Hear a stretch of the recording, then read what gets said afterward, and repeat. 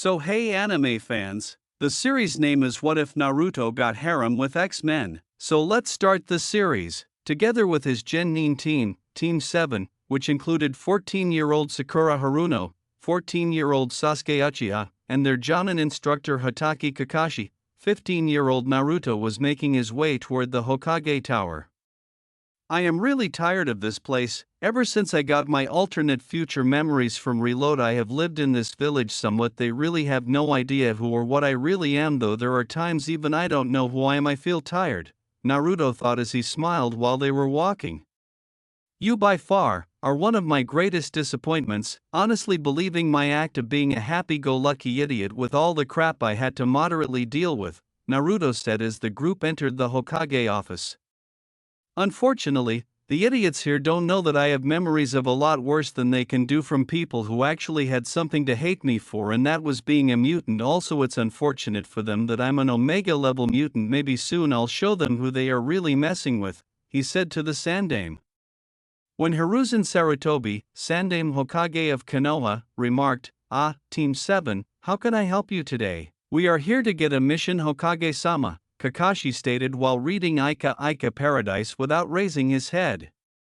Hiruzen replied, very well, here we go, a D-rank mission. It seems that Tora, the Fire Lord's wife's cat, has escaped from his master again, and the Fire Lord's wife is offering a reward for her safe return. Here is a scroll with the mission details in them. Naruto was thinking, great, I hate that cat. I know that cat isn't what it appears to be. Come on team, let's go, Kakashi remarked after accepting the scroll.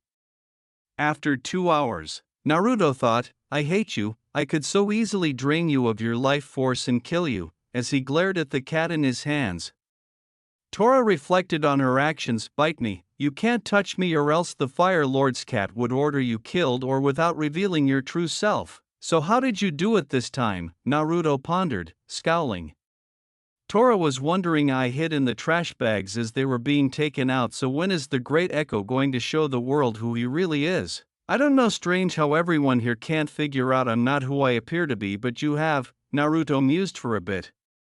He turned around and sliced Naruto in the face, who screamed, damn you stupid cat, while he held Tora by the scruff of his neck and rubbed his face with his free hand.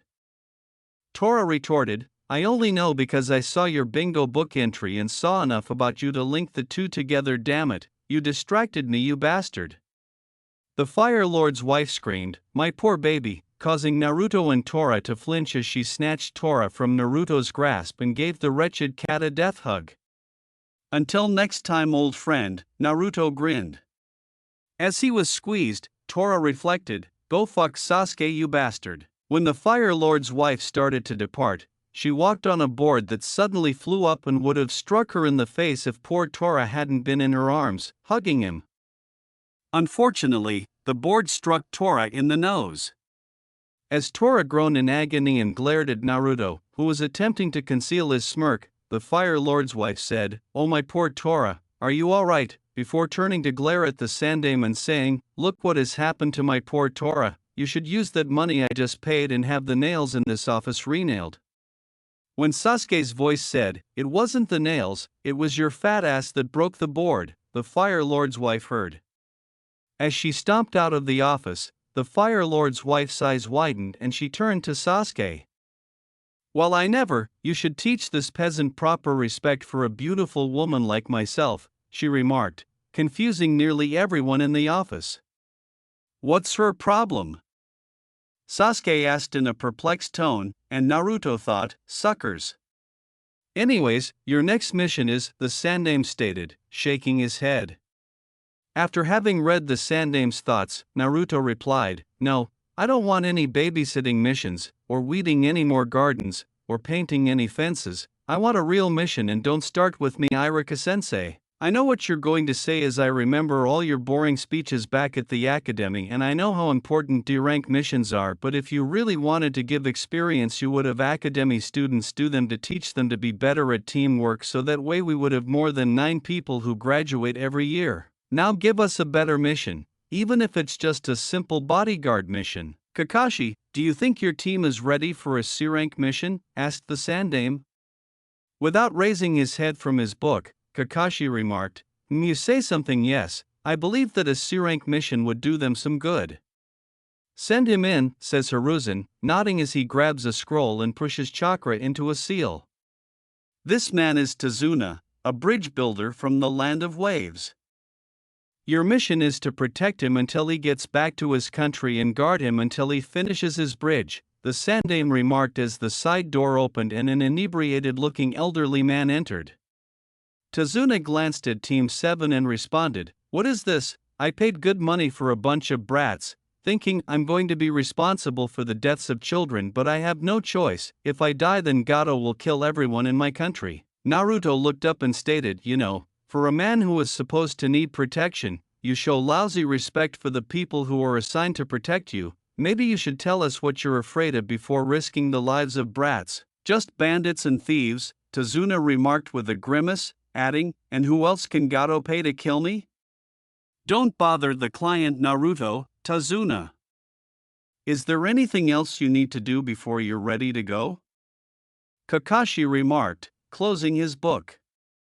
Tazuna nodded his head and Kakashi responded, "All right then, Team 7, meet at the front gates in 1 hour and bring anything you feel you will need. Tazuna, if you would wait for us there in 1 hour, we will be ready to get you back home." The 3 genins of Team 7 swiftly departed as Tazuna nods and Kakashi departs in a whirl of leaves. "Where's your supplies, Baka? Sensei told us to get everything we need," asked Sakura as Naruto approached the gates of Konoha an hour later, where Sasuke was already standing. Sakura's tirade was interrupted by Kakashi, who approached with Tazuna at that same moment, who asked, "Is everyone ready to go?" "Baka here doesn't have his," Sakura remarked. "Sealing scrolls, Sakura-chan," Naruto remarked, interrupting Sakura's tirade. Sakura said, "What?" blinking. "I bought sealing scrolls so that way I wouldn't have to have a big pack that would get in my way if we got attacked or something," Naruto said, taking a scroll out of his pocket. Sasuke grunted and asked himself, "Why didn't I think of that?" Sakura scowled and said, "Oh no, the Baka made me look like an idiot in front of Sasuke-kun." "That was very smart of you, Naruto," stated Kakashi with a smile. "Now is everyone ready to go?" When Kakashi noticed that everyone was nodding, he said, "Well then let's get going." Sakura broke the silence by asking, "So, are there any ninja in Wave Country?" after the group had been traveling in silence for an hour.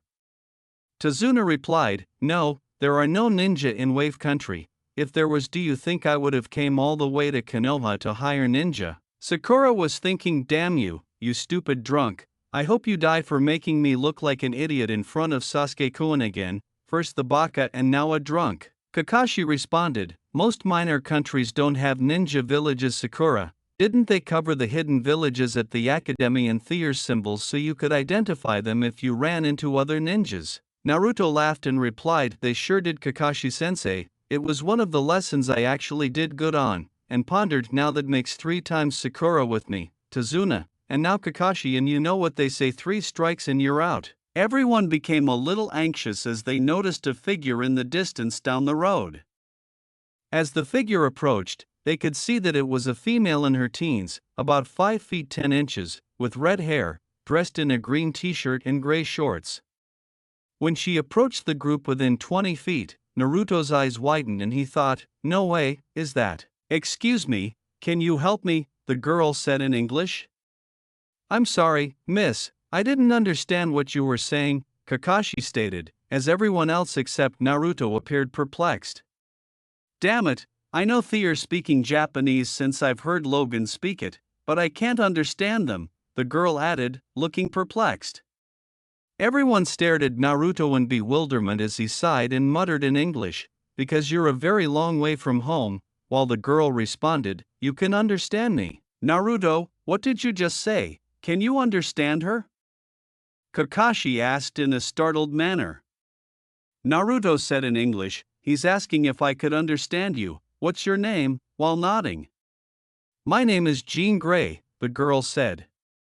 Naruto responded, "Her name is Jean Grey," and nodded. "How can you understand her, Baka?" Sakura inquired. "Drop it, Sakura, just know that I can," stated Naruto with a scowl. See if you can find out where she's from Naruto and where she's heading. See what you can find out about her, Kakashi said, scowling under his mask as Sakura glared at Naruto. So Jin, could you tell me why you are here in these lands and how you got here? Naruto asked, nodding. Jin replied, well, I don't really know how I got here or where here is. I went to bed 2 nights ago in my bed after arriving back home for summer vacation from school, and I woke up in this place and I found some people but they couldn't speak English and I got attacked by a couple others and had to escape. Can you help me? I'm from the United. Naruto replied, states, I know where you're from, like I said. You're a long way from home. With her eyes narrowed, Jin questioned, where am I exactly and how do you know English when no one else does? How do you know where I am from? Who are you? What all is she saying, Naruto? Kakashi asked as Naruto sighed. He said, it appears that she was kidnapped from her home 2 nights ago by someone who I am guessing was out getting supplies when she awoke and escaped. I'm still trying to get answers. Give me a minute, he continued. Sorry about that. They are all a little jumpy right now. The gray-haired guy with the mask is Hatake Kakashi. The pink-haired girl is Sakura Haruno. The black-haired boy is Sasuke Uchiha. The old man is named Tazuna. I go by several names. My real name is Naruto but my mutant name is Echo. You're a mutant, Jin murmured, her eyes widening. Naruto looks at him and says, don't tell anyone though. I know you're one as well and I can tell you're scared, so I thought if I told you then you can trust me a little. Naruto added, now we got a small problem. I can guarantee nobody else on these islands can speak English, as Jin nodded and grinned a little. Then how can you speak it? Jin said with a grimace. I don't want to tell you things about myself, and my past is one of those things. Just be grateful that I can, Naruto murmured, rubbing the back of his head. All right, I won't ask, but what does that mean for me? Jin asked, nodding slowly. Naruto sighed and stated, well, that is where you put me in a very bad spot. I can't just leave you to walk around unaware of the danger you are in, and I don't mean just from not being able to speak the language here. As far as the rest of the world is considered, these lands do not exist. Kakashi responded, Naruto, have you found anything out? We need to continue our mission. Jin, I can help you speak the language here and understand it, but you will have to trust me to use my powers on you, Naruto replied, scowling as he glanced at Tazuna and then at Jin. Jin asked, why, while biting her lip. Naruto let out a sigh. I don't have time to explain. If I don't do something soon, I'll have to face a choice of either abandoning my teammates or abandoning you here, where you most likely will be killed or worse. Jin nodded and closed her eyes. Naruto turned to face his squad and stated, just give me a moment more, as he approached Jin and stroked her head with his seal-shaped palm without applying any chakra.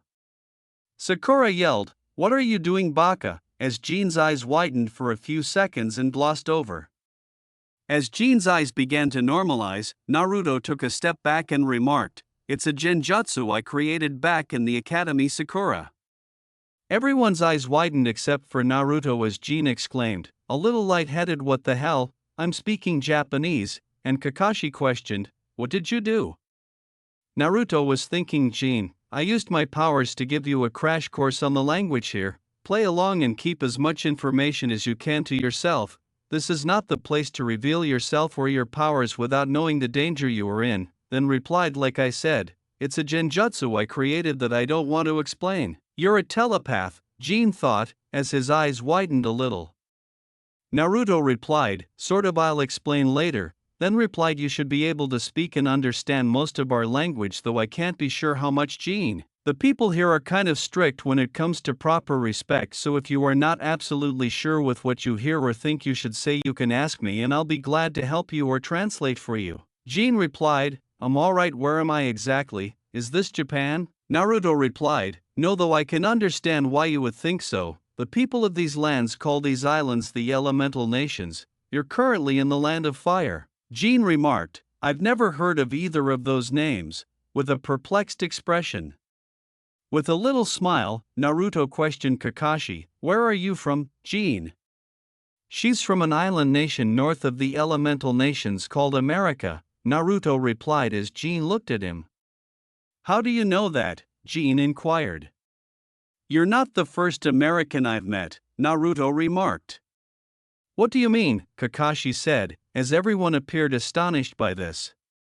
Naruto stated, long story short, after I got kicked out of the orphanage at the age of 4, some shit happened that I don't want to talk about, but in the end I met a guy who came from America who helped me with getting out of the shit that happened. Sakura said, what kind of stuff could you get into at 4, and why were you kicked out of the orphanage, as other people's eyes widened. Naruto looked at him and replied, I don't want to talk about it, Sakura. Jin, if you don't mind, I would like for you to join us on our mission until we return to our home, where I think I might be able to help you get back home. As Kakashi put it, Naruto, we are on a mission that. Naruto replied, Kakashi-sensei, I'm not leaving her alone, either she comes or you can send me back to Konoha for insubordination and I'll either be locked away forever or resign. Even with the help of the genjutsu I placed her in to teach her our language, she's still in way over her head. Her people's history, customs, and beliefs are totally different than that of the people of the elemental nations. I owe a debt like the one you owe, an eye for an eye. I see you do realize what you are asking, right? Kakashi remarked, his eyes widening slightly as he glanced at Jin, who appeared perplexed and anxious. Naruto stated, I take full responsibility for her care and life, sensei. Jin replied, hey, I'm not a helpless damsel in distress. Jin was staring at Naruto.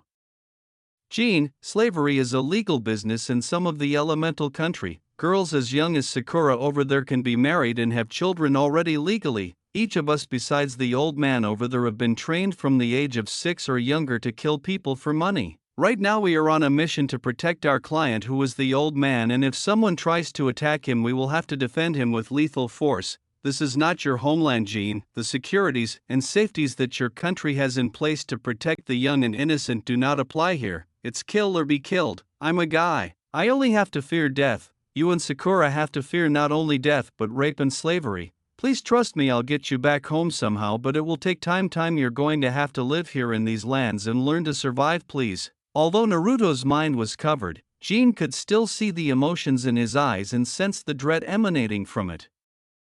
Alright, I'll trust you, Jin scowled. Thank you, Jin, Naruto responded with a sigh. Sakura replied, how can you be so sure about the way things are in her country? Because I've been debating with myself every day since the other American left if I should just give up living here and go back to his country to live away from the spiral of destruction that exists here, Naruto remarked after glancing at Sakura for a short while. When Sasuke remarked, spiral of destruction, what are you going on about, Dobe? Naruto frowned and said, Itachi kills your family, you want to kill him out of revenge. Someone gets in your way for some reason and you decide to kill that person in order to get to Itachi quicker. That person's friends and family want to kill you for revenge like you want to kill Itachi. They come after you and kill you. Your friends, and if you have a family, want revenge and go after the ones who kill you. It's a never-ending spiral of destruction. Sasuke, Iwa hates Konoha, Konoha hates Iwa, Kumo hates Konoha and wants the Hyugas, Hyugas hate Kumo, Mizu hates bloodlines and want to kill everyone with one. Bloodlines hate Mizu because they want the right to live. The hate and discrimination of the last generation passed down to the next, making it where there can never be peace, where all anyone's life is worth is the skills needed to dodge the blade to the back of the skull. Look at the Chunin exams. A competition where we fight and kill each other in order for people to make bets on us while making our village look stronger while we are competing for a title that doesn't mean shit. I can be a Genin and kill a Kage if I get good enough and lucky enough. There is always someone out there who is younger than you and stronger than Kakashi-sensei. I don't need someone giving me a vest or a title to know how strong I am, like this. As he disappeared in a puff of smoke and reappeared behind Kakashi with a kunai to Kakashi's neck and said, game over. Everyone looked at Naruto with wide eyes before responding. Since I could have killed Kakashi, does that make me a Jounin? No, rank, title, and names mean nothing. Your name doesn't mean anything to me, Sasuke. I don't give a damn about your clan or your bloodline. All I care about is the safety of my friends and family. Anyone who respects you for your clan name or bloodline is a liar who only wants something from you. It's those who want nothing that you can count on. Jin can come, right, sensei? Naruto murmured, closing his eyes and letting out a weary sigh. With a troubled tone, Kakashi replied, yes, are you all right, Naruto? I'll answer your question when you can tell me who I really am, not what you think I am or what others say I am. By the way, we got company about 600 yards north of us. 2 Chunin level nuke means hiding in a genjutsu. Jin, here, Naruto said, opening his eyes and approaching her with a weary voice. He then took a kunai out of his weapon pouch and held it out to her. Jin said, "What?" after glancing at it. As he unclipped the clasp on his weapon pouch and removed it, Naruto said, "Just in case, always keep a weapon on you for protection. In fact, here." He then said, "Slip this on your leg, that way you have some protection to divert anyone who might try to attack you until I can get to you," while holding the pouch out to her. Jin remarked, "But Naruto replied, "No, you're going to listen. I'm not going to let you die because of some stupid idea that you can take care of yourself from everything that might come. Always be prepared for the worst. Everyone has a weakness that can be exploited. You're a thinker, not a physical fighter, I can tell. Please, you said you would trust me. Well, trust me. I don't know how to use these," Jin mused. "Just hold it by the handle like this at an angle, not pointed at an enemy. Use these to slash, not stab," Naruto stated, fast-forwarding through the demonstration of appropriate kunai technique. "What about me?" Tazuna asked as everyone gasped. Naruto looked at Tazuna and responded, "You're half drunk and jumpy as hell before we even got this far, which makes me think you know something you're not saying. I'd be more afraid that you would attack us by mistake in the state you were in if we armed you." "What about you? You armed Jin?" but questioned Kakashi, who was observing Naruto. Everyone heard a familiar slink sounds as an 18-inch blade emerged from Naruto's jacket sleeve, pointing downward toward the ground. Naruto declared, "I'm still armed," but the slink noise returned and the blade vanished, leaving Jin to think, "No way, he's like Wolverine." "Yes, I'll explain later," Naruto thought. "What the hell? What was that?" Sakura exclaimed. Naruto replied, "One of my secret surprises, Sakura. Don't worry about it. What do you want to do about the two I told you about, sensei?" Looking at Naruto, Sasuke wondered, where did he get weapons like that? "How did you detect them so far away?" Kakashi asked.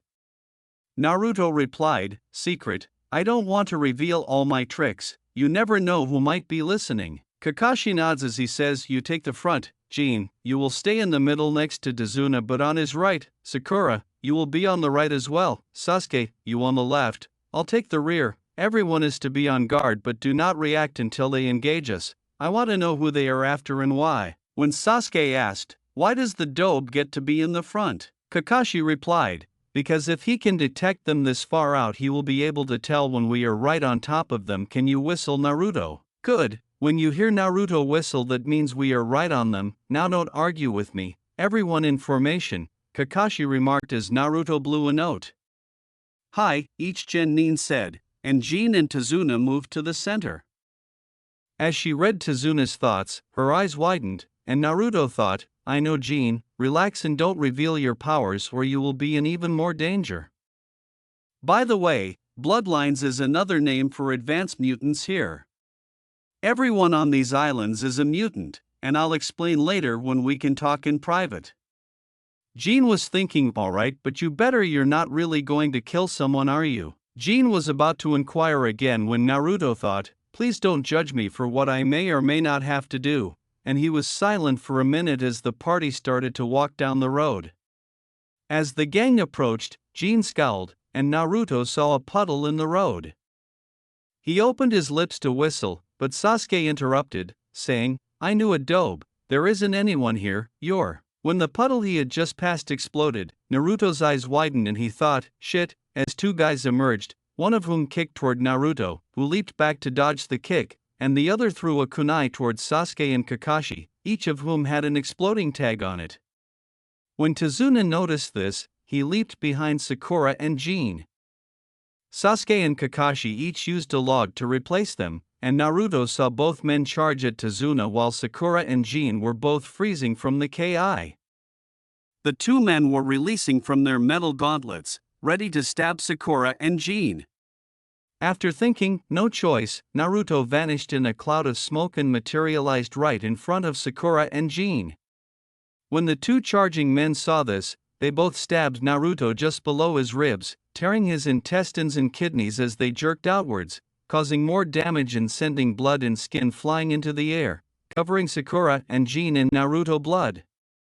However, before either man could move, Naruto used both of his wrist blades to shoot out of his wrist and into both men's chests, killing them before he started to sway and fall backwards, with the two dead men falling on top of him. While Kakashi hurried toward Naruto and pushed the two dead men off of him, Sakura and Jin were paralyzed with shock and fear. Kakashi thought, shit, there's no way he's going to survive this, he's probably already dead, as he noticed the blood pooling beneath Naruto's body and the nearly foot-wide chunks missing from each side of his body. Kakashi dropped his head and closed his eyes as Tazuna started to puke up, thinking, I've failed again, before he narrowed his eyes and stared up at Sasuke, saying, You how stupid are you to say what you did like that, as he began to rise up while releasing his ki. Everyone there was shocked when he was stopped by a hand holding his wrist. It was Naruto's, who murmured, Don't sensei, with his eyes still closed. The first to get better, Jin hurried up to Naruto's side and exclaimed, Naruto, how? With his eyes still closed, Naruto murmured, Don't call me that. Jin responded, looking perplexed, What? Please, just once, call me that name, Naruto pleaded quietly. He's healing, but how is this the QB influence? Kakashi mused as he hurried to Naruto's side, leaving everyone perplexed and wondering how he was still alive. Jin's face took on an understanding expression as she leaned in and softly whispered, Echo, in Naruto's ear. With his eyes still closed, Naruto muttered, Jin, in a weakened voice. I'm here, murmured Jin, who was still close to his head. Weaker, Naruto murmured, Come closer. When Jin heard him, she shifted her head toward Naruto, who opened his eyes a little and leaned up to give her a gentle peck on the lips. Everyone gasped, and Jin recoiled in disbelief. Naruto grinned a little and remarked, I've always wanted to do that, before he passed out. When Kakashi noticed that Jin had put her fingers to her lips and was staring at Naruto in disbelief, he put his hand up to his neck, felt for a pulse, scowled when he didn't detect one, lowered his head, and declared, He's dead. After Kakashi gave him a furious look, Sasuke realized that he was to blame and said, Dobe, I'm sorry. With her eyes watering, Sakura, still covered in blood, thought, No, it can't be he. While Jin covered her lips and closed her eyes, thinking, Naruto echo I. Don't give up on me yet, Jin. I'm still here. He's alive, Jin murmured, wide-eyed as she heard those thoughts in her head and hurried to Naruto's side to swiftly review it. I'm sorry, but he's not, I checked him myself, remarked Kakashi, who had just gotten to his feet. Jin pointed to the wound on Naruto's side and yelled, Look. Kakashi scowled under his mask and then looked in the direction Jin was pointing, anticipating what would happen, but his eyes widened as he noticed how swiftly Naruto's body was recovering. But how he doesn't have a heartbeat, how is he healing? I don't understand, Kakashi murmured as he hurried to Naruto's side and placed his fingers once more on his neck. When Jin heard Naruto's feeble voice saying, Chakra, I need chakra, she answered, Chakra, Jin stated with a grimace, he said he needs chakra. Sakura asked, What are you talking about, how can he? I'm a telepath, I can read minds, I don't know what chakra is but he said he needs it, Jin remarked, growing agitated with concern. Hearing this, everyone's eyes widened, and Kakashi mentally noted that he would talk to her later. Alright, I'll trust you for the moment, he replied, placing his hand on Naruto's chest and sending chakra into it, which caused Naruto's wounds to heal even more quickly. He muttered, I can't give any more, Sasuke, Sakura, come give him some chakra, as he got to his feet 5 minutes after the wounds had almost healed. Sakura followed suit once Sasuke approached and began to give chakra. Kakashi added, Tazuna, those two men were targeting you, why, as he glanced at her during this time. Tazuna choked on her words. Gato 2 years ago Gato shipping began to take control of all the shipping in Wave Country. At first it wasn't anything to worry about, but then when Gato had a strong foothold in Wave he started to openly attack people. competitors began to have accidents with their business or people would disappear. My son-in-law tried to stand up to Gato once it became clear who was responsible, and Gato had his men beat him and killed him in front of the entire village. After that he went unopposed and quickly took control of the entire country. That was over a year ago. I couldn't take it anymore and I began work on the bridge to free us from Gato control. If the bridge isn't completed, my people and country will die. I'm sorry, but we are extremely poor now and the money I paid for the mission was all we could spare. Why didn't you tell the truth about the mission? Inquired Kakashi. Tazuna replied, because we couldn't afford to have the mission turned down. All our hopes and dreams rest on it. What should we do, Kakashi-sensei? He said, scowling as he glanced at Naruto and Sakura, who was almost completely exhausted. This mission has gone to hell, Kakashi said. There are too many questions and not enough answers right now. Sasuke, go get supplies to make a carrier. We need to move Naruto to a more secure location to deal with his injuries. Tazuna, your mission is currently on hold. Jin, I want you to stay by Naruto's side and protect him. Sakura, look through the bodies of the two missing Nins and see if you can find anything useful. However, be cautious of their weapons, as I can see they are poisoned. What are you going to do? Tazuna inquired. Kakashi stated, I'm going to stand guard over you and my injured student. Right now I don't trust you. If you don't like it you can go on by yourself. I will not abandon my comrades. Tazuna replied, I'll do whatever you ask. Just please, don't cancel this mission. My country needs your help. Is there anything else I should know, Tazuna? Anything? Kakashi asked, letting out his ki. No, that's it, I swear, said a trembling Tazuna, shaking his head. When Kakashi noticed that Sakura and Sasuke were prepared to place Naruto on a carrier, he nodded. You told us that you're a telepath. Exactly what do you mean by that? Kakashi asked Jin after pulling off the road and erecting his camp. After a few moments of silence, Jin scowled and turned to face Naruto. I don't know why he didn't want me to reveal my abilities, but until he wakes up I won't say anything else, Jin said. I shouldn't have said what I did, but I couldn't let him die to keep my secret. Very well, could you tell me about yourself, about where you from? Kakashi replied, scowling beneath his mask.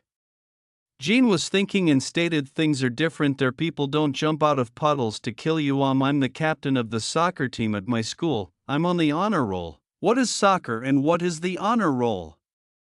Sakura inquired.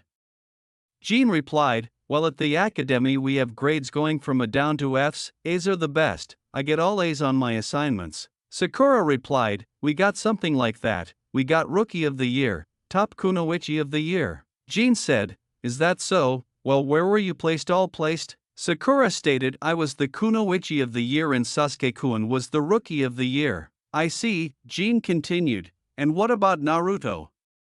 Sakura replied, he's the dead last. I still don't know how the Baka graduated. Well, then why did Sasuke make the mistake he did earlier and why is it that Naruto had to save us both? Jin remarked, squinting her eyes. That's something I'm wondering also, what happened to Naruto's weapons and how did he appear in front of you both like that? It wasn't a Shushin, Kakashi stated as Sakura scowled and cast a downward glance. Jin thought, I could answer the blades but I'm not, and bit her lip. You never told us what soccer was, remarked Sasuke. Jin replied, well, soccer is a sport where you have to move a ball down the field toward a goal without the use of hands while also defending it against the other team. So do you have a boyfriend? Sakura asked. Jin replied, well no, I was dating someone before school got out for summer break but I broke up with him. Do you have any family, siblings? Asked Kakashi. Jin replied, well, I have 2 sisters, Sarah and Julia, and 2 brothers, Roger and Liam. My father's a doctor and my mother's a homebody. What about you all? Everyone turned when they heard a cough and noticed that Naruto had sat up and was resting against a tree. Jin exclaimed, Naruto, are you alright? And hurried over to join him.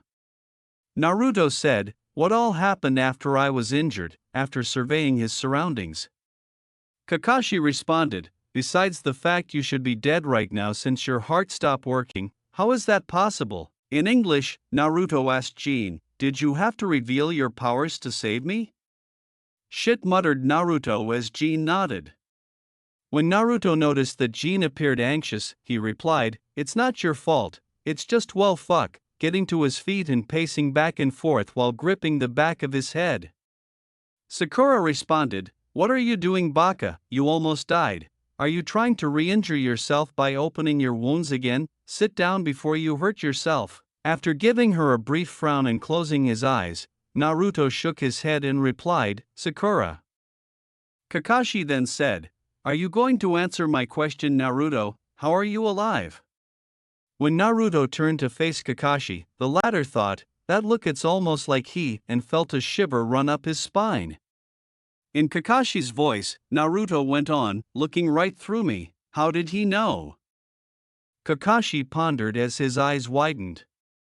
"What I was thinking, is he reading my mind?" Naruto continued in his Kakashi voice before turning to leave and saying in his regular voice, "Don't look too closely at who or what I am, Kakashi. You might find yourself looking back at you." When Sasuke asked, "Where are you going, Dobe?" Naruto stated, "There's a river 300 yards south of us. I'm going to wash the blood out of my cloths. No one follow me but Jin. Jin, give me about 10 minutes before you do so I'll be dressed. There's something I need to talk to you about, privately." Without pause, Sakura replied, "Hey, who does he think he is to talk to us like that?" Jin widened her eyes and replied, "Alright, settle down everyone. I'm going to make a quick check of the area. Everyone stay here until I return. That includes you, Jin. I don't take orders from Naruto, and if you leave before I get back then I'll be forced to abandon you while our team leaves. Do you understand?" Kakashi vanished into the trees as Jin nodded.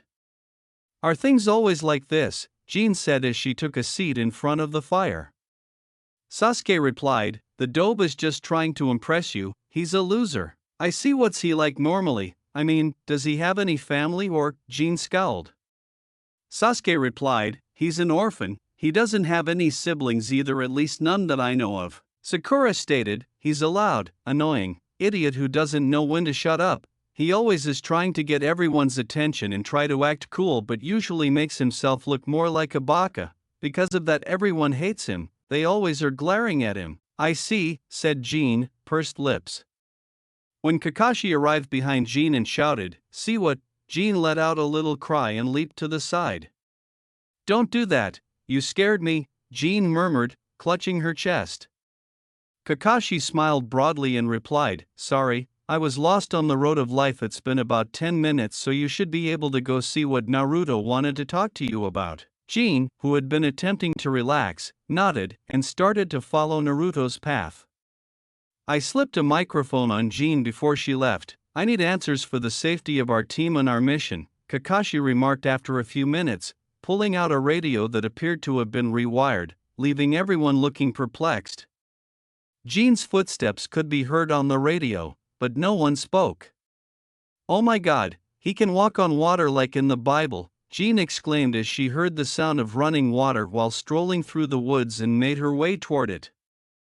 Her eyes widened as she reached the water and found Naruto standing on top of it wearing only black pants.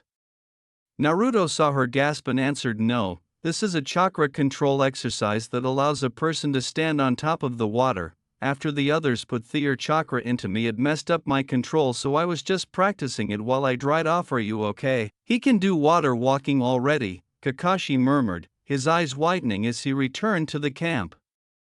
"What's water walking?" asked Sasuke. "I'll explain later," Kakashi said. I don't know, things are so different here. I can't believe those men attacked us like that," Jin remarked, shaking her head to get over her amazement. "That's part of the reason why I'm trying to keep you so close," Naruto remarked, letting out a sigh as he approached the coast.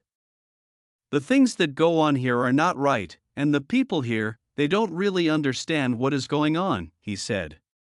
"And you do," Jin remarked. "Yes," Naruto answered. "I was forced to see the truth of what is really going on here. I become a tool in a war," as he cut a tree in half with his wrist blade. He then sat down on the fallen tree and Jean said, "Those blades, adamantium, like Logan's," Naruto remarked. "You know Logan," Jean murmured, her eyes widening. "Storm, Wolverine, Cyclops, the Professor, Magneto, Mystique, I know all of you, or at least of you," Naruto replied with a sorrowful smile. Stunned, Jean questioned, "How is that possible?" "I guess I can tell you the truth, but first," Naruto stated, as his figure altered, growing taller and more defined. Jean blushed as he saw this, and Naruto added, "This is what I really look like." "Why do you hide what you really look like? I mean, why pretend to look like you did?" Jean said after swallowing. Sakura asked, "What does he mean what he really looks like? Do you think he's using a hange or a genjutsu?" As everyone in the camp was astonished to hear this. "I don't know, let's listen," Kakashi remarked. Returning with Naruto and Jean, Naruto replied, "I guess the best place would be to start off with when I was 4 years old. I had been kicked out of the orphanage several weeks earlier and had been living on the streets trying to survive, and I'll explain why I was kicked out later anyways. I was starving to death because I couldn't find really anything to eat or drink." That was when he showed up. "Who?" Jean inquired. Naruto replied, "I don't know his real name, but he calls himself Reload. He appeared in front of me and offered me food and offered to help me. I was so hungry and weak then that I would have agreed to anything. He gave me food like he promised, but the food had sedatives in them that knocked me out. He took me to a very dangerous training ground called the Forest of Death near Konoha while I was passed out, and he used his powers on me." "What did he do?" Jean inquired. Naruto stated Reload got his name because he had the ability to absorb other people's powers and transfer them to someone else. Reload is in a war against another man named Apocalypse. I won't go into what the war is about or why, but Reload got his hands on a person who had been experimented on by Apocalypse named Maelstrom. He absorbed Maelstrom powers and transferred them to me, but that wasn't all. Maelstrom powers came from blood samples that Apocalypse got from several others, including the X-Men. I don't know how he did it, but when he gave me the powers of Maelstrom, he gave me Maelstrom's memories as well as the other people's memories. I remember the feeling of your best friend as she died in that accident when your powers first awakened," Naruto added as Jean's eyes widened. Jean looked at Naruto and said, "But that's not all. You see, in these lands we have creatures known as the Bijou. They are creatures of great size and power. They were created by the man the people here call the Six Realm Sage. These Bijou were created with the purpose of hiding these lands from the rest of the world by using their powers to cast an illusion over these lands, making it appear that there is nothing but water here. For several hundred years these Bijou have done that, but like all things of power, people want to be able to control them and tried to capture and use the Bijou for their own advantage. In our history here we know a man by the name of Madara Uchiha did this to try and defeat his rival. Our history also tell us that his rival Hashirama Senju was able to stop the Kyuubi. The Bijou Madara was controlling. That is only partially true." "What does he mean that is only partially true?" Sakura inquired back in the camp. Getting irritated, Kakashi turned to face her and remarked, "Do I look like Naruto?" "I don't know, wait and find out." Returning to Jean and Naruto, Jean responded, "What do you mean it was only partially true?" Naruto replied, "Well, there was a clan from the land of Whirlpool called the Uzumaki clan who were masters of something called sealing. Mito Uzumaki Senju was the wife of Hashirama and she came to help her husband that day, and while Hashirama stopped the Kyuubi from moving, Mito sealed it away inside herself. The radio said, Jinchuriki, the power of human sacrifice, that is what a person is called who has the bijou sealed inside them. But just because the bijou is sealed inside them doesn't make them the bijou, only the prison holding them," and everyone in the camp was staring at it with wide eyes. Sakura and Sasuke turned to face Kakashi, who nods. "Naruto is back." Jean replied, "But what does this have to do with anything?" Naruto stated, "My mother, Kushina Uzumaki, she was brought to Konoha when she was 8 years old before Mito passed away and was made the new Jinchuriki of the Kyuubi, sealing it inside her own body until the day I was born. The day I was born a man attacked my mother and father and used me as a hostage to separate them. He then kidnapped my mother and broke the seal holding the Kyuubi and releasing it onto my village. My father and mother both sacrificed their lives to stop the Kyuubi by sealing him inside of me. I was less than an hour old when that happened, but that's not the end of the story. My parents also sealed part of themselves in me as well to help protect me from the Kyuubi. When Reload used his powers on me, it also forced me to get both my parents' memories as well as that of the Kyuubis, as well as absorbing Kyuubi power. He really did do me a favor and killed the Kyuubi, but it came at a price. What price? Jean inquired. Naruto looked down and said, I was only 4 years old, a stupid little child. He left me right after he finished giving me what he gave me. I was still in the forest of death and I was lost and didn't know how to get out of there, so eventually I got tired and decided to get some sleep to rest. That was when the memories started returning, memories of my mother and father during the Third Great Shinobi War, memories of Logan in World War I, World War II, Korean War, Vietnam War, memories of Maelstrom going insane and killing people, seeing things from Kyuubi eyes as he attacked and killed the people of Konoha, years of battle experiences and knowledge forced into me, survival, instincts, adrenaline, seeing the look on men and women's faces as they die, as they were killed from what appears to be your own hands. I was jumping at everything, using my powers to kill anything and everything that came at me, thinking it was an enemy. I don't know how long I was in the madness of it all. Even now I wake up in cold sweats looking around expecting someone to come out of the shadows to kill me. Jean said, that's awful, with her mouth shut. Naruto stated, I would have probably become a mindless killing machine if it wasn't for her though. Her who? Jean inquired. Makoto Uchiha, Sasuke mother, said Naruto. Everyone was surprised once more when they returned to camp, and Sasuke approached the radio and asked, my mother, what about her?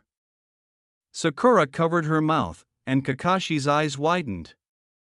Naruto smiled slightly and said, Sasuke doesn't know how truly great his mother was. Sorry, I was remembering her. I guess I should explain. You see, Sasuke was from a clan called the Uchiha clan. Most of his clan is burning in hell right now, but I'm getting ahead of myself. You see, the Uchiha elders wanted more power than what they had. They wanted to turn Fujaku, Sasuke's father, who was the head of his family, into a puppet leader who followed their orders. Fujaku refused to submit to them, so they started to attack his character by insulting his wife, calling her a weakling and other things like that, and his eldest son Itachi a disgrace and a failure. In order to prove them wrong, Makoto decided to help Itachi awaken his family powers early. You see, for an Uchiha to awaken their bloodline, they have to be afraid of dying in the face of danger. Makoto brought Itachi to the forest of death to let him face the dangers of the forest, hoping to awaken his bloodline. That was when they met me. Itachi was just barely shoved out of the way from being killed. He got a scar on his face from my wrist blade. It didn't take long before I had seriously wounded both Itachi and Makoto. Itachi had awakened his Sharingan, and that was all that saved him. Naruto looked up at the sky and said, I would have killed them both that day, but Makoto, in a last-ditch effort to save her and Itachi, used her Sharingan on me, and in doing so she entered my mind. I was lost in a storm of memories and emotions inside there. Being consumed by the storm, she was able to knock me out. After she knocked me out and treating herself and Itachi, she began to seal off the other memories in my mind with her Sharingan. She literally went through hell in order to save me. I don't know how long it took her. I remember once I regained my senses, I was already 5 years old, almost 6. After regaining my senses, her and Itachi became my lifeline, my most trusted people. I told them everything and they both came to care for me. In fact, she even tried to adopt me once, but the Hokage and the council had passed a law saying it was impossible for me to be adopted because they were afraid I would be turned into a weapon loyal to a clan or a person instead of the village. They only saw me as the Kyuubi Jinchuriki, not a person. You are a person, Jean replied, placing her hand on Naruto's after noticing his dejected expression. Naruto sighed and replied, I hope you still feel the same way after I tell you the rest. Anyways, like I told you, the Uchiha elders tried everything they could to turn Fujaku into their puppet. That was when he appeared, the man who attacked my parents the day I was born, and released the Kyuubi. What happened? Jean replied, her eyes widening. Naruto said he convinced the Uchiha elders that the Uchiha clan should be the rightful leaders of Konoha. The elders agreed and they made an alliance with this man and started planning a coup. Fujaku, of course, found out and had Itachi, who had just become an Anbu, act as a messenger between him and the Hokage to warn the Hokage about what was going on, but he also ordered the Hokage not to get involved, claiming it was a Uchiha matter that he will take care of. The Hokage reluctantly agreed, but the Uchiha elders decided to make the first move. They sent Itachi's cousin, who was also one of his closest friends, to assassinate Itachi. He would have to, since he was going to stab Itachi in the back, but I was there and I stopped his kunai from stabbing Itachi, who turned and, seeing what was going on, attacked his friend. During their fight, Itachi tripped his friend, who fell and hit his head right on the temple, killing him. Itachi went and warned his father and the Hokage about what happened, and I moved the body into the river and healed the bruise to the temple and used my powers to make it where I could copy his handwriting and faked a suicide letter. Why did you do that? Jin inquired. Naruto said to give Itachi more time. His body was found the next day, and the Uchiha elders, fearing what Itachi might know, tried to arrest him so they could interrogate him and kill him, but Fujaku stopped them. Fujaku requested the Hokage send Itachi away on a mission for his protection while he figured out what to do, and the Hokage did. When Itachi came back 3 days later, I met up with him and we went to meet Makoto. Since she sent word to me, she had a surprise she wanted to tell me and Itachi. When we got to her house, Fujaku was dead and Makoto was being. They were torturing her. They used their Sharingan to make her experience different tortures over and over again, breaking her mentally because they blamed her for giving Fujaku the courage to stand up to them. Itachi told me to get Makoto out of there, which I did, and I knocked her out and went back to where Itachi was fighting the elders. I then used my powers to impersonate Fujaku and order the fighting to stop and order the elders to be arrested. Unfortunately, the elders had the support of most of the clan, who attacked me and Itachi. Out of 77 Uchiha members, after the fighting was over, there was only 6 still alive who had not betrayed the Uchiha clan in Konoha. Everyone in the camp was staring, and Sasuke asked, 6, what happened to the others? Naruto is back.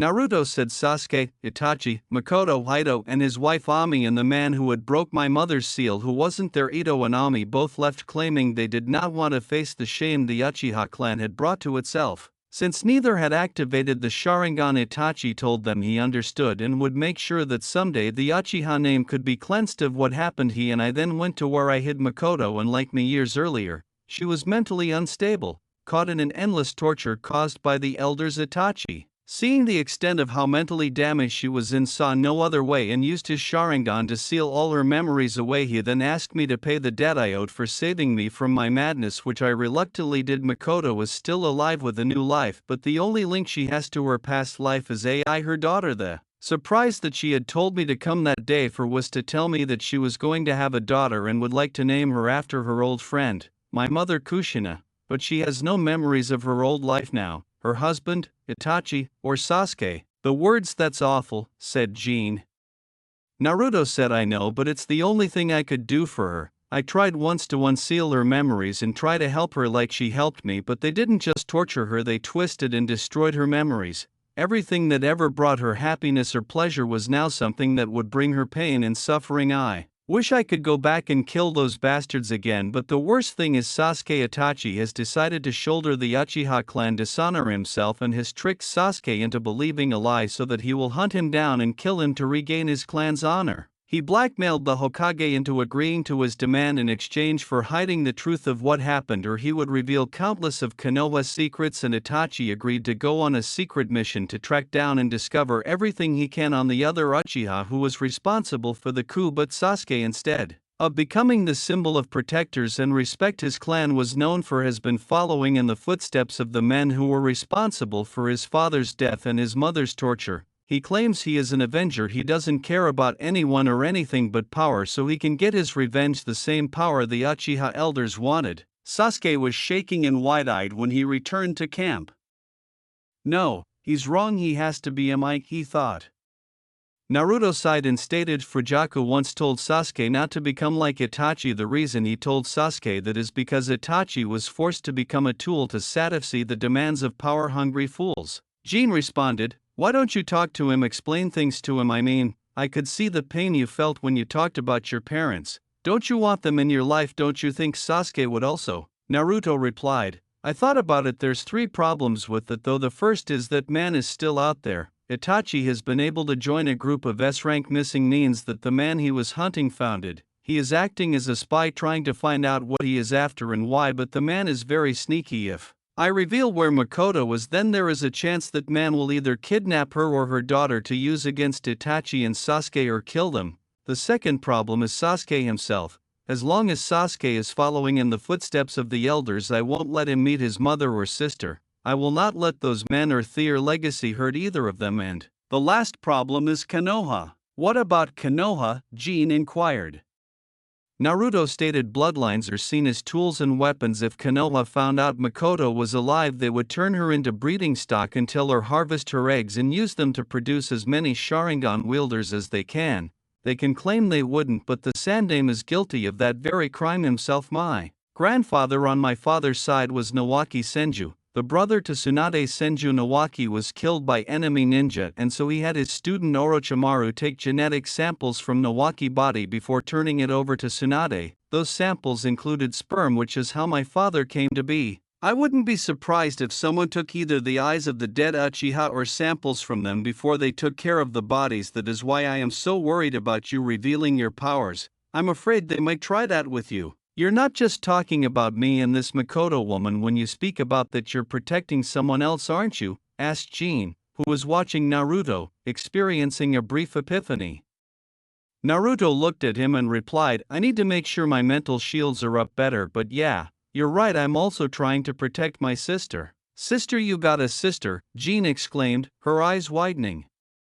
Naruto replied, well, half-sister, same father, different mother, you see. Kakashi, Jiraiya, and my father were having a guys' night to celebrate. Both Kakashi and my dad both going to be fathers. Makoto, Kushina, and Rin were all 3 having a baby shower to celebrate that same night. Kakashi left early since it was close to the due date. Rin was supposed to have her baby, but my dad and Jiraiya stayed out drinking a lot later. My mother had red hair and green eyes similar to yours. In a way, one of the waitress helped my dad back to the stockroom to try and protect his image after he passed out drunk that night. In the low light of the stockroom, my dad mistook the waitress for my mother and had a unique encounter. Can you take a guess as to whose mother was mistaken for my mom? After giving it some thought, Jin answered, if it's a girl and someone I know, then it has to be. Sakura murmured, me, back at camp, while everyone else stared at her in disbelief.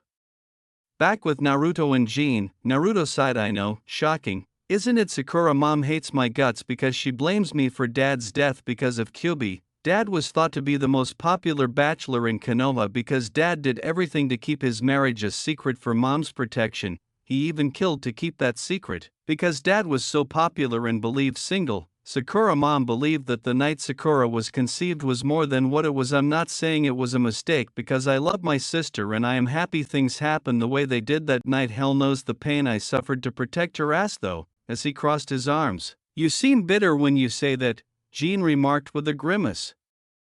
Naruto replied, yeah, a little. Sakura is a smart and beautiful young lady, but she can be dense as well. She sees me as an idiot who only wants to hurt her by getting in her way of being with her Sasuke-kun. Don't get me wrong, I can understand what she sees in Sasuke, but she turns a blind eye to things that should be important. These lands are dangerous, especially if she were to learn her heritage and learn to use her bloodline. Sakura, who was listening back at camp, exclaimed, bloodline? What bloodline? As Kakashi put it, maybe Mokutman. Returning to Naruto, Naruto touched his temples and said, I've gone out of my way to protect her from revealing the truth. I've broken into the hospital and changed her blood results to make sure nobody discovered her bloodline like that. I've created a fake personality that Sakura calls Inner Sakura that distracts her anytime she starts to use her bloodline. I know she will probably hate me for it since I know that it's gave her headaches, but it has also helped her boost her confidence in herself as well as help her keep going by encouraging her so that she would become the top kunoichi of our class. The only downside is that she became arrogant with her status and relies only on her book smarts to help her, and as everyone saw earlier, in this world, book smarts doesn't mean shit. Even Sasuke with his Rookie of the Year title fucked up and nearly cost the lives of you, Sakura, and Tazuna, and if anything happened to you or Sakura, there would be nothing that would stop me from killing Sasuke. Jin claimed, hey, focus, don't go all emo on me here. I don't want to see you planning murder here, as she crouched down in front of Naruto. You know, I think this is what I need, someone to talk to, Naruto remarked, laughing. Jean replied, why don't you talk to others though, why trust me? Naruto said, who can I trust? The Hokage, a man who robs from the bodies of my ancestors, lies and conceals not only my parent and lineage, but also uses me as a weapon to scare other villages into not attacking Konoha after the Kyuubi attack. He made a public announcement to the entire village telling about the Kyuubi being sealed in me, and then he forbid anyone from talking about it. That is the stupidest and most idiotic claim of trying to keep a secret ever. He did that so other villages would know Konoha had a secret weapon to use against them if they attacked. I didn't even officially learn about the Kyuubi until an instructor at the academy named Mizuki tried to kill me. Of course I had knew his goal all along and had been playing him for a fool in order to protect Sakura and the others that was in our class. Mizuki was a traitor who killed his own teammate and was spying on all the clan heirs for Orochimaru, who has started his own village called the Hidden Sound Village. Yes, the same Orochimaru I mentioned earlier. He became pissed after the child he helped create became Hokage instead of him and betrayed Konoha. Jean looked at Naruto with a scowl. Then there is Kakashi. He was a student of my father and his lover was my godmother, but he is a broken down man who let tragedy rule his life. His father cared more about his comrades than the mission, and the village hated him for it, causing him to kill himself. Of course there is more to that story, but it's not important. Anyways, Kakashi lost a teammate who gave him his Sharingan when he chose to save their other teammate, Rin, instead of completing the mission and paid for it with his life. Then Rin died giving birth to hers and Kakashi's daughter, and then my parents died shortly after that. Kakashi, a great ninja I respect, but he is letting life pass him by and missing the joys life has to offer, all due to the fact he lives in the past. He can't see the forest in front of him because he is always looking at the logs that are already cut down. He put his daughter up for adoption thinking she would be better off without him. Jean sighed and continued, you're losing control of yourself, your emotions are all over the place, your mental shields are dropping one after another. And what of it? Naruto answered defensively as he scowled at her. You're scared, I can tell. You're afraid of saying something, but you're finding it harder to control yourself. You said it yourself, you needed someone to talk to, and now that you started you can't stop. Let it out, Jean murmured, ignoring his tone as she attempted to cope with the vision she was seeing. Naruto stopped and said, I should have known not to try and hide something from a telepath. I'm tired, Jean. Earlier today I almost faked my own death. I knew Kakashi would have cancelled the mission and took Sasuke and Sakura back to Konoha, leaving you and Tazuna to rot. It's getting harder every day to keep up the acts I have been hiding under. I faked my skills all these years in order to protect Sakura. There is always a traditional team, the Rookie of the Year, top Kunoichi of the Year, and the dead last. I helped Sakura get Kunoichi of the Year as best as I could while also pretending to be the dead last. After the massacre I also helped Sasuke in little ways so they could be on the same team as me in honor of his brother and mother. I have to stay with them until the Chunin exams in 3 months. What do you mean, what's a Chunin? Jean inquired. Naruto stated, ninja are classified as first academy student, then Genin, Chunin, Jounin, and Kage being the highest. The Chunin exams is a test every 6 months that is hosted by a different village each time. This time the test is going to be in Konoha. Because of Sasuke being on our team, Kakashi will have to put us in the exams even if we are not ready due to politics. Kakashi will also have to abandon Sakura and me in order to focus on Sasuke, because him being the last known loyal Uchiha in the village, he will draw a lot of attention for the village, and the council and Hokage will force him to give Sasuke extra training. Jean replied, why can't he train you all evenly? Naruto said, people care only about power here, they do anything they can to get more of it. Look at my team, there are several reasons I didn't mention for me acting the way I have and pretending to be something I'm not. Kakashi was chosen as our squad leader because he can train Sasuke with his Sharingan, but Sasuke is a flight risk. People are afraid if someone offered him power to kill his brother he would abandon the village for the power. Because of Kakashi's belief that those who don't follow the rules are trash, but those who abandon their comrades are worse than trash. If Sasuke tries to leave, Kakashi will kill him and bring his body back so the secrets can't be stolen, and the Hokage will use his body like he did my grandfather. Then there is the fact the Sharingan is said to be all but to control the Kyuubi. since the village only sees me as a weapon because of the Kyuubi. If I get out of control, Kakashi can use his Sharingan to stop me, which also is why Sasuke is on this team. Sakura is on this team also besides the traditional team because I acted like I wanted to date her, making it where if I ever decided to leave Konoha, then the Hokage would put her on the team that would come after me so that he could use her as bait to either try to seduce me or trick me where I could be captured. Naruto laughed and said, of course, if I ever left, I would leave the elemental nations completely and leave a trail the size of the Grand Canyon for them to follow me by. And when Sakura saw the lands here from and looked at the lands here, she would start to see things the way I do and see how wrong things are here. Hopefully, she would get over her crush on Sasuke long enough to decide to stay there where it would be safer and she wouldn't have to worry about becoming breeding stock. Sasuke wouldn't stay though. He's too concerned with power and revenge on Itachi to see what is right or wrong. I really want to knock the fuck out of him. Maybe I can impersonate a missing Nin on this mission and do it, while grinning to himself. Jin looked at Naruto, who replied, what, damn it, women and Thea are evil eyes anyways. What was I saying? Oh yeah, Kakashi, he already knows what is going to happen with the exams, so he wants to make it appear that we are not ready so he won't have to betray his own beliefs by not training us. Right now Sasuke and Sakura are actually both behind the others who graduated with us, because the council and Hokage won't let Kakashi get out of putting us in the exams. That means Sakura will be in extreme danger since deaths do occur in the exams and far worse could happen to her as well. With Kakashi failing as a sensei, the only chance Sakura has, since Sasuke only cares about power, is for me to be there to protect her through the exams until the semi-finals. He had a distant expression on his face and replied, I've been thinking about after the exams I would tell everyone to fuck off and leave Konoha forever, since Sasuke will most likely get promoted and put on another team unless they decide to come after me. If they don't, then with me leaving, Sakura will get put on the reserve list where she will either quit or get sent to the hospital to learn medical jutsu where she would be good at, and since she won't be on the battlefield and at the hospital, her bloodline would not be discovered until she had children and they become ninja, by which time she would be married and too old to be used as breeding stock. Jin replied, you seem to have everything thought out for. No, have you ever heard of parallel dimensions? Snorted Naruto. Jin sighed and replied, let me explain. Imagine that today you didn't show up, then things would have changed and a whole new world of possibilities appear. Now imagine if when you showed up I decided not to reveal I could understand you and you kept on going, another whole new world of possibilities open up. Every action we do creates a new world. If Dad didn't mistake Sakura mom for mine, then Sakura wouldn't have been born. Then would I have stayed in Konoha all this time? Every action has a reaction as well as a consequence. It is simply impossible to prepare for everything. The best you can do is prepare for what might happen. That is all anyone else can actually do. You said that is all anyone else can do. Are you saying you're different?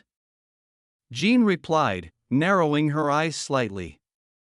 Naruto looked up at the sky and replied, yeah, I told you I go by the name Echo. I'm in the bingo book as a bounty hunter. After what happened to Makoto, I had to find some way to take care of her as she was. Especially after her daughter was born, I began hunting down missing Nins and bandits who were responsible for either rapes, slavery, or kidnappings. Those are 3 crimes that exist here that cannot be excused. I could say murder and assassination, but I'm not going to become someone's judge since I'm as guilty as they would be on that. As I was saying, I hunt down those who are responsible for those 3 crimes and use the money to help take care of those 2 and myself. If you ever saw me use my true skills, you would understand why I go by the name Echo. The way I fight makes me become the one enemy that no one can defeat. With a disdainful expression, Jin stated, everyone can be defeated. Naruto stated, in the Art of War by Sun Tzu it says, so it is said that if you know your enemies and know yourself, you can win 100 battles without a single loss. If you only know yourself, but not your opponent, you may win or may lose. If you know neither yourself nor your enemy, you will always endanger yourself. My question is this: how can you defeat yourself when you know yourself? Naruto responded, don't worry about it and thanks for listening, while Jin appeared perplexed. Jin said, no problem, but, blinking. Naruto replied, no, I've burdened you enough as it is. Listen, my team's going to be fine for a couple of hours. Before I killed those 2 men, I used my powers on them and I learned that they are supposed to meet their boss tomorrow afternoon after killing Tazuna. Since we got that long, I got time to sneak you out of the elemental nations to somewhere that you could contact the other X-Men and have them come get you and get you home, and I can get back before dawn. I'll come up with some story to tell them about why I was gone so long and what happened to you." But Jean remarked. Naruto replied, "No, Jean, you already saw how dangerous it is here. I don't want to risk you getting hurt, or worse, you're sort of special to me. And before you ask how or why, I don't want you to know what is up here." When he raised his head, the things in there would change who you are forever. That's also why I am getting you out of here. With my mental shields dropping around you, the longer I'm with you, I risk exposing you to what's up there, and I can't expose you to the things I've seen or done anymore. I'm not taking no for an answer, and you can't talk me out of getting you back home, so just MMPH. As Jean kissed him, being taken by surprise, Naruto's eyes widened and he thought, "OHNO," as he felt Jean's abilities smack into his head. "What's happening?" Sasuke asked as everyone in the camp listened to what was being told. As he saw the three Konohanins glare at him, Tazuna remarked, "I wish I had a scorecard to record all the times you all have asked stupid-ass questions when none of you could know the answer. I'll be quiet now." "Oh God, Naruto," was murmured by Jean as she slowly opened her eyes and stepped back, her eyes in a state of shock. Naruto's eyes were still wide and glossed over. Closed-eyed, Naruto replied, "Don't I didn't. Why did you do that?" while glaring at her. As Jean felt something connected to her clothing, she took out a small piece of metal and asked, "What is this?" I felt your pain and I wanted to help you. I thought if I knew what was causing your pain, then I could help," she replied. "I'm sorry, I had no idea that. What the hell?" "Kakashi, you fucking bastard, it's a microphone, Jean. Kakashi must have slipped it on you before you came out here so he could spy on us. Well, I hope which ones of you have been listening are ready, because when I get back in the morning, I'm dropping my mask of being an idiot and I'm going to kick all of your fucking asses. I don't care who you are, you're in for a world of hurt. Don't try to flee because I'll find you," Naruto said, his eyes widening and growling as he grabbed the object in her hand. He glanced at the gadget and replied, "And you, Jean, you know better than that. You've been taught to respect others' privacy when it comes to using your powers. Information is power, Jean, and power comes at a price. I never wanted anyone else to be burdened with the price I have had to pay. Now you." Jean replied, "Shut up, Echo, don't you dare scold me. You're not him, you are you. I am not her, I am me. It's not what we know or feel inside that makes us who we are, it's what we do that defines who we really are. You have the memories of your parents and it makes you feel like you're Sakura father instead of her brother. Your mother was Sasuke godmother and you feel it's your job to look after him since his can't. Now you're not responsible for the deaths that others caused. I've seen your memories, those of the real you and those of the others who you were forced to take. The only time you ever killed it was in self-defense or protection of others. All those bounties you collected was by capturing them alive. You said it yourself, you're not the judge and you were not the executioner either. Stop blaming yourself for the actions of others." "I don't know if I can, Doc," Naruto muttered, looking down. "You can try at least," Jean said. With an amused expression on his face, Naruto shrank as his skin turned green and his ears grew longer. He muttered in an elderly voice, "Do or do not, there is no try," before reverting to his original appearance and chuckling.